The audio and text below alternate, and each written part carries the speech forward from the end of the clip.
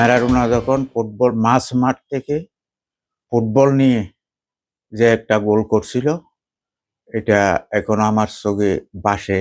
এখনো এটা আমার স্মৃতি হয়ে থাকছে। সাদা কালো দেখি নাই, সাদা কালো দেখতামও না, কারণ সাদা কালোতে কোনো প্লেয়ারকে শনাক্ত করা যায় না বা চিহ্নিত করা যায় না।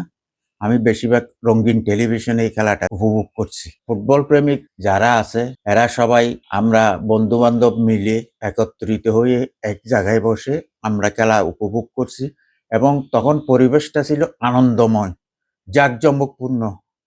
এবং কোনো দল যদি জিতে সেই দলের সমর্থকেরা রাস্তায় গিয়ে মিছিল, আনন্দ মিছিল এগুলি করত। মানে গোল হলে হয়তো আমরা বন্ধু বান্ধবরা একসাথে বসে বাজি ধরতাম, কে হারবে কে জিতবে।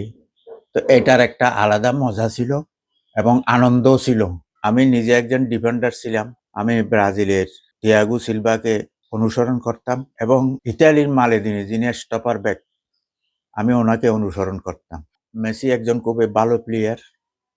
মেসির মতো প্লেয়ার, ওনার সম উপযোগীতে আমার মনে হয় কেউ নাই। মেসি হইল যাকে ট্যাকেল করতে গিয়ে অনেক প্লেয়ার হিমশিম খেয়ে যায়। মেসির এমন একটা গুণ আছে, ও কোনোদিন মাথা গরম করে ফুটবল খেলে না। ওকে মারছে, ওকে রাখতে পারে নাই, আটকাতে পারে নাই। ও সবসময় হাস্যোজ্জ্বলভাবে ওর খেলাটা ও খেলে যায় এবং টিমকে কিছু উপহার দেওয়ার জন্য চেষ্টা করে।